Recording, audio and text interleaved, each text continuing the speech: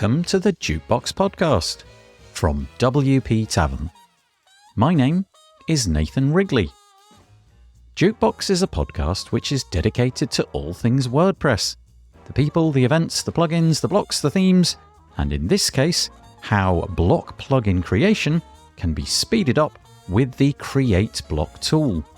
If you'd like to subscribe to the podcast, you can do that by searching for WP Tavern in your podcast player of choice, or by going to wptavern.com/feed/podcast, and you can copy that URL into most podcast players. If you have a topic that you'd like us to feature on the podcast, I'm keen to hear from you, and hopefully get you or your idea featured on the show.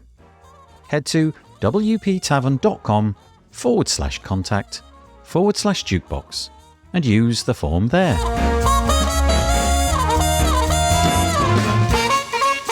So on the podcast today, we have Ryan Welcher.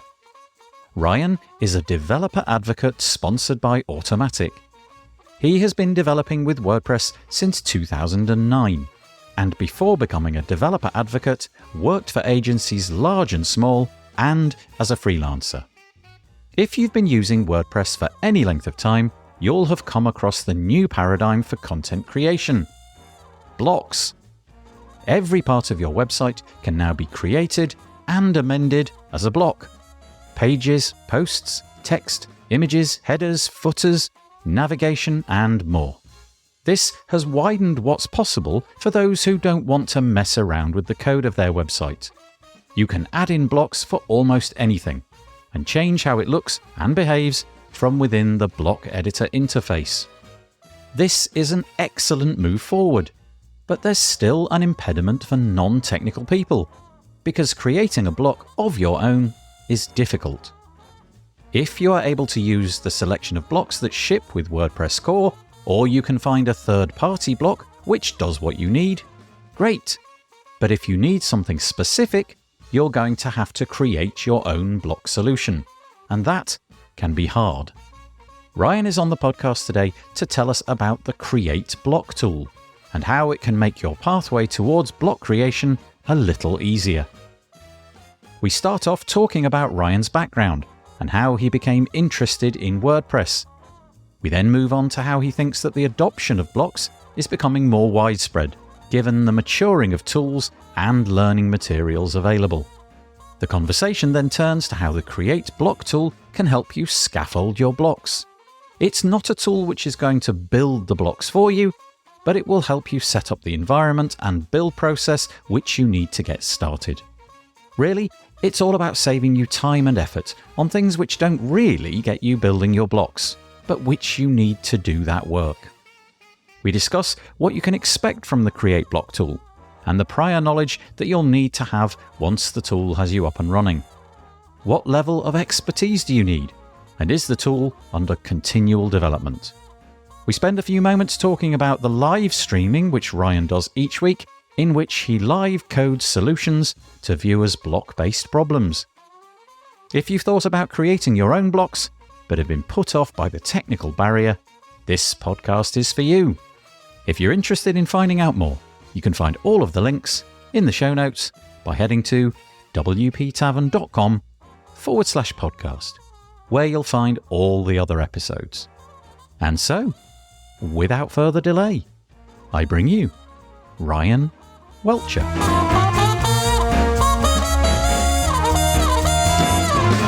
I am joined on the podcast today by Ryan Welcher. Hello. Hello, thank you for having me. Super excited to be here today. I'm really, really happy to have you on the podcast today because I really need to learn what it is that you're going to be talking about. We're going to be talking a great deal about the Create Block tool, how it works, what it does, how to make it come onto a local computer near you. But before we do that, I wonder, Ryan, if you wouldn't mind spending just a few moments telling us a little bit about yourself, your backstory, your relationship with WordPress, who you work for, all of that good stuff. Yeah, so I am a developer advocate. I'm sponsored by Automattic. So I'm part of the Five for the Future, giving back to the open source project that is WordPress. I've been a developer since about 2004. I started doing Flash development. I don't know if anyone remembers Flash development, but I started doing that. In 2009, I was introduced to WordPress and I haven't looked back. Since then, I was a freelancer. I worked at small agencies, large agencies. Shout out to 10 Up, which was an amazing place to work. I love that place. Yeah, and so I've just found my way into DevRel, which is a very, very fun and exciting and challenging and way different than what I was doing 2 years ago. But it's been great. Can I go a little bit off-piste against the flow of what the conversation will be about? Could you just tell us a little bit about the way that job works? So you're sponsored by Automatic. Is that a full-time thing? It is. I work on a team of DevRel, developer advocates, and our job is to appear on podcasts, speak at conferences, create awareness and work on documentation and do all that sort of stuff. But sorry, I cut you off. No, it was really just, I'm curious as to how that role is advertised. Was it something that you saw in like a WordPress space and you applied for it? And also, who is it that decides what your roster of work is? Do you have autonomy there, or is there a panel of people that you have to report to and so on? Those are great questions. So it was a role that was advertised. I saw someone mention it, and I think the WordPress Slack, the Make Slack, I applied and went through the process there. As far as the work that we do, it's kind of a mixed bag. We do have a fair amount of autonomy. This is a newer team. There's 6 of us for the entire internet. For 43% of the internet. So there's a lot of work to do. We have a focus on improving documentation. That's kind of our number one focus at the moment, but there's a lot of smaller projects as well. I try to maintain the Gutenberg examples repository, which is a GitHub repository that shows examples of working with blocks and some of the various things that you can do with Gutenberg, like a custom admin page that interacts with the data stores in Gutenberg and things like that. So I was just at WordCamp Asia, which was an amazing experience. I wasn't speaking, but I was meeting with lots of developers and just kind of like schmoozing. I get to schmooze professionally now, which is a lot of fun. That's amazing. I do wonder, since Gutenberg dropped several years ago now, I mean, it has been going for many, many years, but there really was a fork in the road for WordPress there, and there was a little bit of tension. Some people didn't see the purpose of Gutenberg and ultimately blocks. And I do wonder if roles like yours became more important after that. Do you feel like a need to message and get the word out and educate more after Gutenberg dropped? I think yes. I also think that the tech industry, there's always been developer advocates. I remember I went to a Flash conference years and years and years ago, and I saw someone speak there who was, what were they called at the time? A platform evangelist for Adobe, and was basically doing DevRel stuff, like showing what you can do with Flash and the new features and cool stuff. So it's been around. I think now people are really starting to see the benefits of it, especially when you have a large community like WordPress. There's so many people, and having people who can help, the education piece. And there's a lot of yelling into the void without people like me and our team to hear what you're saying. Like, the documentation needs work. Okay, well, someone needs to work on that. Now that's my job to work on that. So I definitely think that there's benefits to DevRel in any industry for sure. But I think to an extent when 5.0 came out, I think that sort of showed the need for someone to come in and say, hey, do you need help there? Or like, have you heard about this tool? Or what's the path of least resistance to move from a short code to a block? All those sort of things. So I think yes and no. I think it's just overall having a DevRel team for the open source project that is WordPress is a great idea to gather feedback and help, full stop.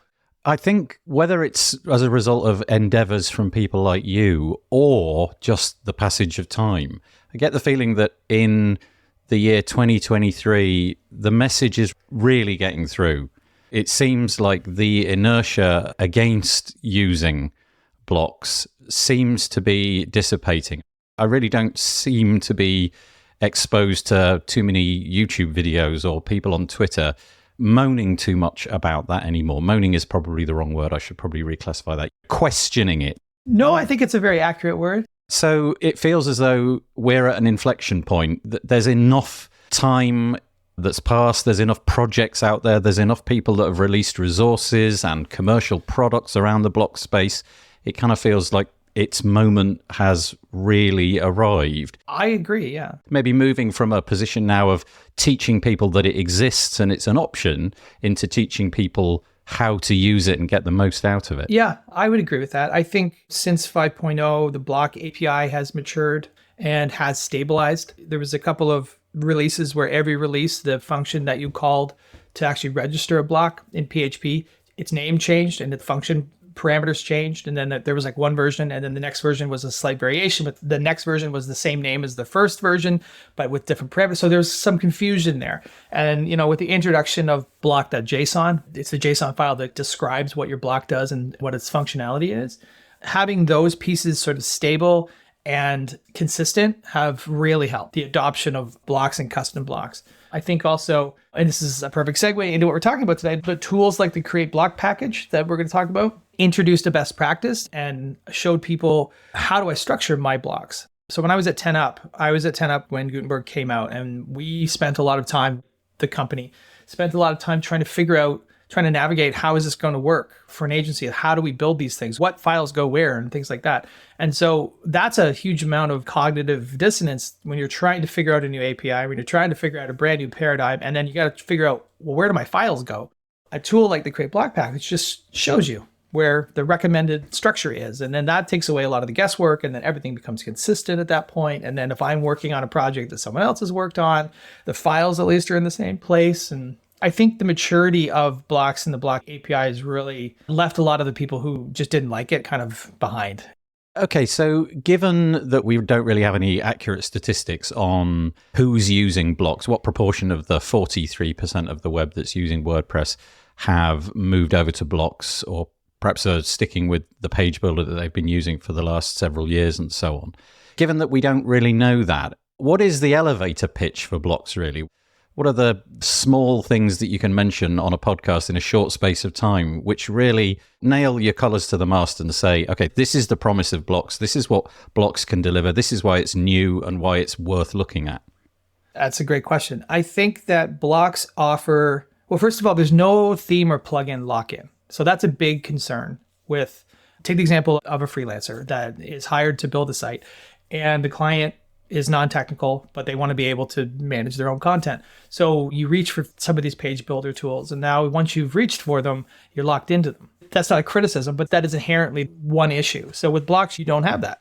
Your blocks are part of core, and you could still suffer a bit of lock-in if you went with a very bespoke sort of block set or like a block suite or something, but there's definitely some benefits there. You don't have a lot of the overhead or any of the overhead that come with some of the larger page builder plugins, just because they have so many features. And so there's some load considerations there.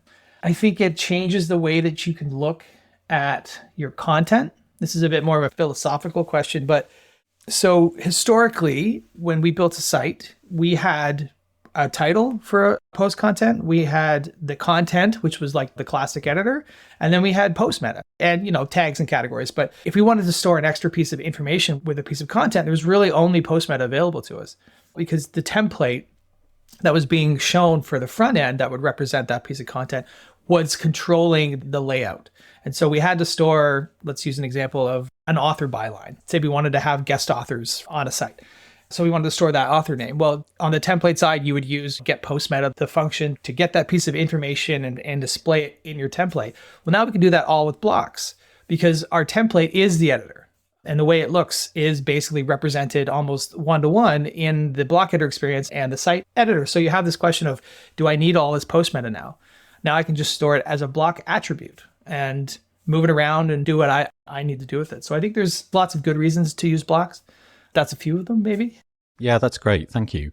I guess the primary issue is that using something like a page builder, whether or not it's got bloat or whether or not you've got the lock-in and all of that, is that it's relatively straightforward. You just click some buttons, essentially, drag things onto the canvas, and you're done.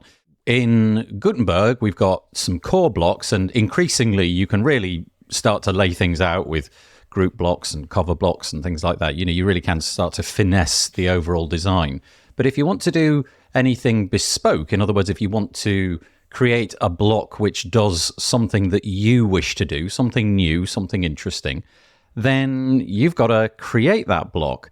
And the barrier to doing that, I feel, is quite high. I wonder if you've got any thoughts on that, whether or not the creation of blocks is still in the domain of, how to describe it. You've got to have a certain fairly high level of understanding of all sorts of technologies to make these blocks come into existence, or do you? Well, you do, and you don't. It's kind of like, it's the classic developer question, it depends. is always the answer. Whenever you ask a developer something, it's always, well, it depends. But I think, yes, you do need to have a certain amount of information, but take blocks out of the equation. If you wanted to make a bespoke WordPress theme with custom templates, you still need to have a certain level of development experience and a certain level of prowess in PHP, HTML, CSS, and things like that. Now, that's not to say that the barrier to entry hasn't been raised, because when I learned WordPress in 2009, I could just copy and paste everything I did into a theme and it worked. Now with blocks, we're looking at build processes and learning some JavaScript frameworks in React, some knowledge there. So there's definitely some things to learn. Now, there are some tools that can help. Again, this create block package that will kind of get you started and get you a basic scaffold of a block that you can just then change and add your flourishes to. I think in general, web development is more complicated than it ever has been. I mean, that's maybe because I've been doing it for a long time and I'm an old man who fears change a little bit, maybe. I don't know. But I think that knowing JavaScript, and Matt said, learn JavaScript deeply. And it's true. I think I felt that pain when I was starting to work in Gutenberg. I'm a PHP first developer. That's what I learned. I did a little bit of JavaScript, but not a lot. Learning these new concepts was hard, but I think it's well worth it. And I think you can do things where you don't need to be an expert in React. You don't need to be an expert in Webpack and build process. You don't need to be that level. If you choose to be that level, you can, but you can do some pretty complicated blocks with sort of a base understanding of some of the pieces that you need to put together. And I think part of my job is to help people navigate that stuff. I'm a big proponent of the Create Block package. I've worked on the package. I've helped to add features that developers have asked for to make life easier. One big feature was the ability to have multiple blocks be part of the plugin that is generated when you run the package. So I think there is a barrier to entry, but I think it's mitigated by, you don't need to be an expert in all the things. You don't even need to really understand the build process, for example. It's provided and it's just run a command and just know that this command does this and this command does that. And really, if you don't want to look under the hood, you don't have to. It's going to work for you. We'll get onto the create block tool in a moment, if that's all right. But just one last question around this whole education piece and learning about blocks. It feels that there's a real concerted effort now to create learning materials. There's obviously learn.wordpress.org and a whole bunch of other things. I see a lot of videos being created in amongst the community, people like Jonathan Bossinger and Anne McCarthy and so on. And I'm just wondering firstly, if you feel that that's the case, if the education piece is a lot better now than it was when you were trying to learn at 10 up. In other words, it's less of an uphill struggle because you've got somewhere to turn to. So much less, yeah. So let's do that one first, yeah. Absolutely. I think, you're right. I mean, I think that when Gutenberg came out, there was no real pragmatic, practical how to use this information because it was a new thing and there was a lot being changed and people didn't have the resources. They didn't have the knowledge to build the resources. Now we're 4 years in now and that's obviously built up. The folks that learned at WordPress.org are doing a fantastic job. Jonathan's stuff is great. I'm going to shamelessly self-promote here. I stream every Thursday at 10:30 Eastern on Twitch where we do block development live. And I put that on my YouTube channel. And I'm not the only one. I'm sure there are people that are putting out content that is up to date and accessible and easier to figure out the things that you need to do. Now, there's always going to be gaps in that knowledge because the APIs are still evolving. And every time there's a new release of the plugin, the Gutenberg plugin, there's new features and things like that. But yeah, I think now compared to when 5.0 came out, I think there's a lot more really good information out there. I'm finding that there's older information that hasn't been updated. That's one of the pitfalls of writing a tutorial on your blog post or creating a video or doing whatever, is that it's sort of a snapshot in time of the APIs. And so it's there, but then there's, hey, did you know that there's this new way of doing whatever it is that you're doing that's a little bit easier, faster, better, smarter, or whatever, right? Yeah. Going back to your shameless plug, could you tell us a little bit more about that? So you say you go live every Thursday, and we will get from you the URL and we'll post it into the show notes. Do you have an agenda for that? Do you know what you're going to do in advance, or is it driven by who shows up and what questions they want to be answered? It's a bit of both. I've been doing it now for about a year and a half. I'm on Twitch, which is an interesting experience. So I live code. I usually show up with some kind of agenda. Like, for example, right now, last few weeks, every other week, I do a stream on the new features that have been released in the Gutenberg plugin. If you're not aware, the Gutenberg plugin is on a 2-week release cycle. So every 2 weeks, we get a new version of that plugin. And then all those versions get rolled up and released into the next version of WordPress core. I go through the release posts on make.wordpress.org, and we call out some of the more developer-y focused things like a new component is added or a new whatever. So we do that. The off weeks, I usually build something. Like right now, I'm building a block that integrates with OpenAI to generate images. But the images that are being generated are terrifying because I keep doing like people laughing. I don't know if you've ever seen OpenAI generate people's faces. It's the scariest thing I've ever seen in my life. I have a lot of fun doing that. I'm actually going to be doing one, and I haven't done this yet. And again, sorry for the shameless self-promotion here, but in a couple of weeks, I'm going to be doing a Bring Me Your Block Development Issues stream where I'm hoping that people will submit these problems that they're running into, and I'm going to try to see if I can kind of like fix them live. And we're going to stream that and see how it goes. It's going to be wildly successful, or it's going to be crickets the whole time. I don't know. That's usually the only two extremes you get on live. I do like the idea of an open surgery in a way where people can show up and give you their problems, and presumably the further in advance they can give you the problems, the more of a chance you've got of actually solving them. But that's a really interesting idea and an excellent way to help educate people live, watching somebody else do it, not just on a forum or an email chain, actually seeing it happen and get an explanation for why you're doing things, and possibly even watching you make mistakes along the way and having to fix your own things. Yeah. If anyone comes to my stream, you will watch me make mistakes. Yeah, I can't type when people are watching. There we go. That kind of sums my stream up. But yeah, it's a lot of good fun, and we have a pretty good community of people who hang out in the chat and discuss things and answer questions and help me.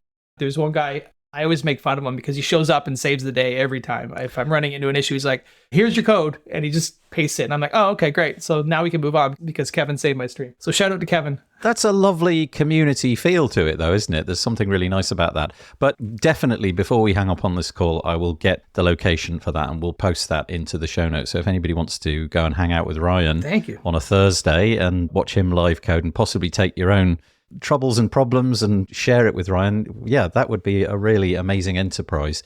Okay, let's get on to what we probably should have started talking about a while ago, but never mind, the Create Block tool or the Create Block package. So one of the problems that you highlighted right at the beginning when I said what makes blocks difficult is you talked about the tooling and the requirements that you need just to get started. So describe the problem that the tool is solving. Sure. So if you want to build a block, there's a number of ways that you can do it. But if you want to build a block using React and JSX, which is the HTML extension, the JavaScript that React uses, you need a build process. You need the ability to take your JavaScript code and transpile that, it's a fancy word of saying it, turning into something else, into JavaScript that the browser can read. So to do that, you need a build process. And so a build process can be very complicated. Now, build processes have been around forever. If you've heard of Grunt or you've heard of Bower, there's a few. So what we use is Webpack. Now, Webpack can be extremely daunting to set up and deal with. The story that I always tell was the first React app I ever built was when I was working for an agency and they wanted to use Webpack, and we went to the Webpack documentation page and all it said was work in progress. And it was very funny because the only comment on it was a giant picture of that meme of Picard with his arms stretched out going, why? I wish I had a screenshot of that because that's the best story ever. Anyway, so that's your first issue. Your second issue is how do you even structure blocks? There's a number of files and a number of pieces to a block. And, if you put 10 developers in a room, those 10 developers will have 10 different ways of scaffolding this. So that was always a bit of a problem as well. So what this tool does is it solves those problems first. So it installs your build process, the one that is actually used by the Gutenberg project as well. It's maintained, it's got a million little features, and you don't have to worry about that anymore. And then it also will scaffold the files for your block and give you the name, give you all the files, give you a starting point. When you run the scaffolding tool, it will pre-fill a lot of sort of details of your block and give you the starting point. And it bundles it all up inside of a plugin. And so it's a WordPress plugin that you can just enable, and it installs all the dependencies, and it even runs the build process. So you literally run it and then you press activate inside your plugin screen, and then you have an active block. That takes away so much guesswork and so much busy work of having to figure out the naming of things and add files. It doesn't sound like a lot, but if you're building 20 blocks and you have to copy and paste all your files and go in and rename everything, that can take a lot of work. Yeah, I can well imagine how much time that's saving. Are there any constraints about where you can install this? So currently I'm on a Mac. I presume that we're all good to go there. What about Windows, Linux? The only thing that you have to have is Node. So you have to have Node installed because you can run it using a command called npx. And what it does is it won't download it and add it to your project, but it will just kind of reach out and run it once and then do its thing. So you need to have Node installed. This does work, to the best of my knowledge, it works pretty well across all the platforms. I believe there is an issue in Windows with a very specific configuration that doesn't copy a file to the right place, but that's less about the scaffolding tool and more about the build process. But there's a lot of people that work on this stuff. So I'm sure it's going to be remedied pretty soon. Yeah. The only dependency is Node, which is cross-platform. Right. Okay, perfect. So if I've never done this before and I want to get my first block done, realistically, how long is it between me thinking, create block tool, I'm going to start using that, to having my first block on the page? Are we talking 10 minutes, an hour, less? 2 minutes.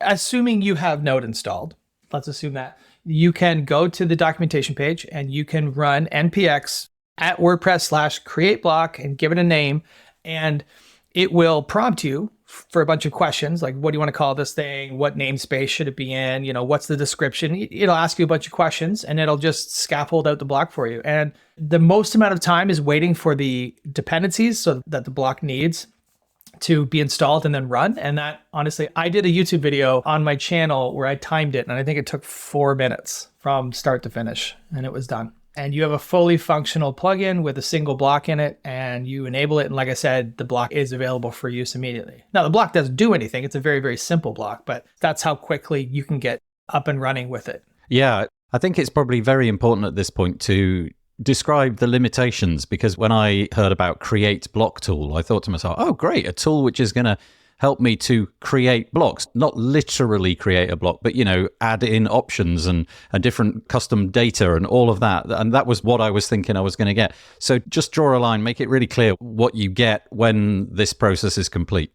You get what's referred to as a static block. So there's 2 types of blocks, static and dynamic. And I can get into that if you want. And with no controls. So basically the block it shows you a message. When you insert it, it says hello from the post editor, and then it'll render that same message on the front end. And there's some CSS that's applied to the front end and the back end. So it's a very, very, very basic block. The tool doesn't have the ability to say, I want to be able to insert post meta.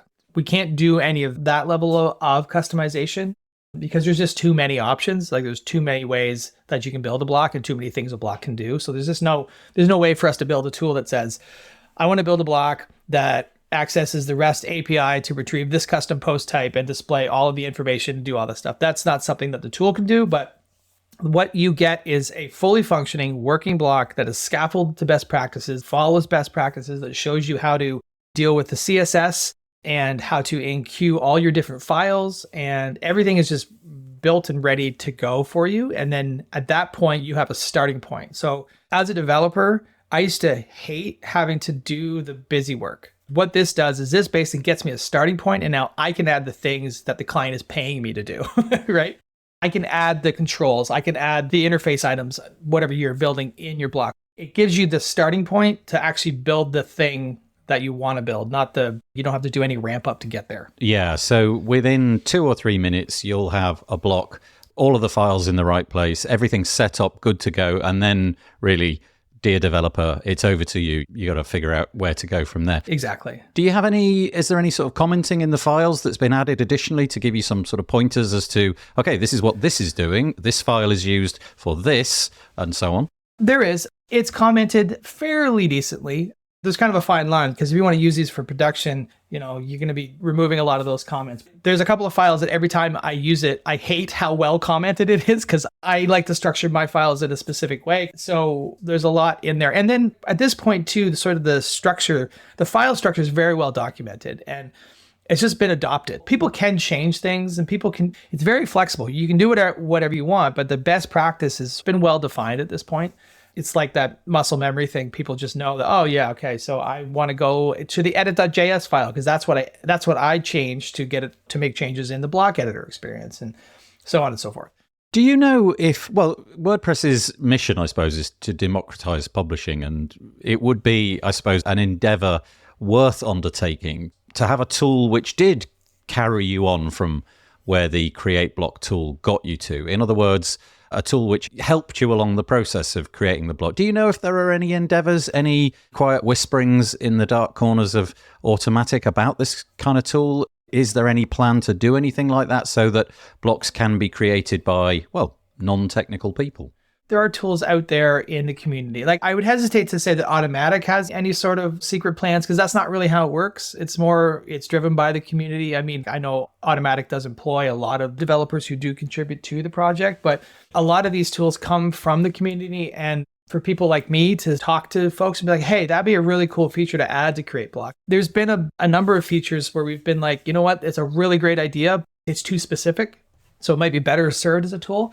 But I will say this, the Create Block package does have the ability to, you can provide what are called templates. So you can create your own custom template. So you can build a block that does X because you've built a template. So I could build a template that is like, all right, I want a block that interfaces with custom post meta. And so I could build that template, and when I run the package, I can point the package at that specific template and it will scaffold the files out, and I will have all of those starting points in there. It's not an interactive tool, I don't think, where you'll see, what do you want this block to do? Like, unless somebody comes up with this really cool OpenAI integration, which might be a lot of fun, actually. Somebody will probably do it. I'm sure they will. Blocks can do so many things, and they're so versatile, and it's sort of like, how do you even start to define the questions that you ask in the automation process to say, what do you want to do? Like, do you need to access data stores? Sure. Is it a custom data store, or is it one of the ones that Gutenberg provides? So there's a lot that goes in there. Does the tool itself get regular updates? I'm imagining that the technology behind that is fairly fast moving, and there's a lot of new updates. It is being updated regularly. The package itself gets updated every 2 weeks when the Gutenberg plugin is in release candidate. But there are features being added all the time. For example, we added a feature not too long ago to be able to copy PHP files around. And there's a lot of sort of under the hood things that I'm drawing a complete blank of all the features that I've added to this thing, but we've added a whole bunch. Here's an example. So when you scaffold out the block, all of your JavaScript files sit inside a SRC, or a source folder. And people, they may not necessarily want that because they might already have a source folder. They might want to call it something like, so if you have an existing project, you might want to call it blocks instead of source. So what we did was we added the ability to be able to target that differently. So you could call it something else. And this works with the scripts package too. So you could define it a certain way and then have scripts look at that. Or one big feature that people were asking for was, we don't want to scaffold a plugin every single time. If we have an existing plugin, we just want the block. So we built a no plugin mode where you could run it inside your source directory and it would just give you the block files. And now you've got a second block inside that plugin. So those sort of things. And those all came from the community. They all came from people using the package and saying, this is a stumbling block for us because we have to copy and paste and move things around. Why can't we just add a command that does it? So we were able to add that stuff in. And I think it drives adoption, but it also, the whole point of this is to make people's lives easier.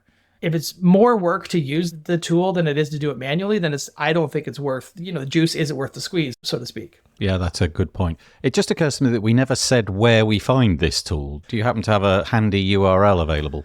Yeah, you can look in the developer.wordpress.org. I'm not going to read the whole URL, but just do a search for Create Block. All the documentation is available there. It's actually hosted on NPM, so I'm sure we'll add it to the show notes, but the documentation is all there and it explains how to use it and all the available flags and all the available commands that you can do. There's even a more advanced page on creating custom templates. I really love the custom template idea. Well, what do they call it? They call them external templates. External project templates is the official name. And what it allows you to do is, like, if you're an agency and you want to build blocks in a very specific way, you can define that, and then everyone in your agency is going to use that same template with this package. And you can use local packages, or you can host them on NPM if you want to share them. It's very, very, very, very versatile. And with that, the sky's the limit. You can literally do whatever you want. You can scaffold a block to do anything and then just target that particular sort of style of block. Like, I built one that would do dynamic blocks because at the time the tool didn't support dynamic blocks, and now it does.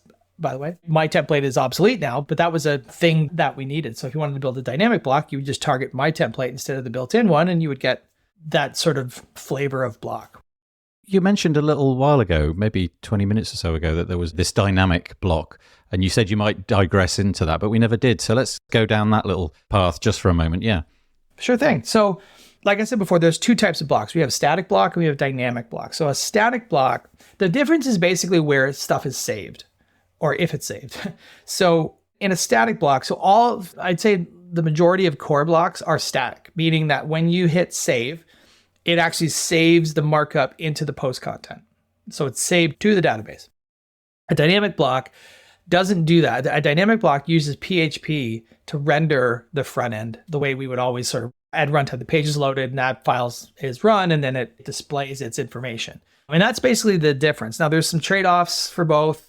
With static blocks, when there's markup changes, you have to do this thing called deprecation. So you tell Gutenberg, if there's any developers listening, I'm sure there are, if you've ever seen that, the block, we couldn't render the block, there was an error. Everyone's seen that error. That's because some markup has changed. You need to deprecate that. So that's an extra step. With dynamic blocks, you don't need to do that because it's always run live, so to speak, right? So there's some benefits to using a dynamic block for that regard, but the trade-off there is you have markup in two places. So that's at a high level the difference. And the create block tool will point you in the right direction of creating one or the other, depending on which you're... Yeah, it lets you choose. So there is a flag called variant, and you can choose between static or dynamic. I believe the default is static. It'll give you a static block if you don't run that flag, but if you say variant dynamic, it'll do a dynamic one. And then there's actually within your templates, this is getting really in the weeds, but if you define a template, you can actually have multiple variants. So you could have your own variant. You can have a TypeScript variant for your particular template or like a, Tailwind CSS one. So there's a lot of flexibility there is where I'm going with that.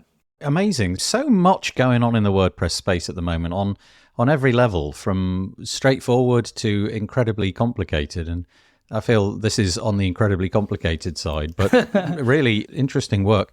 You mentioned that you are obviously into this, but there was a couple of other names which came off your tongue earlier.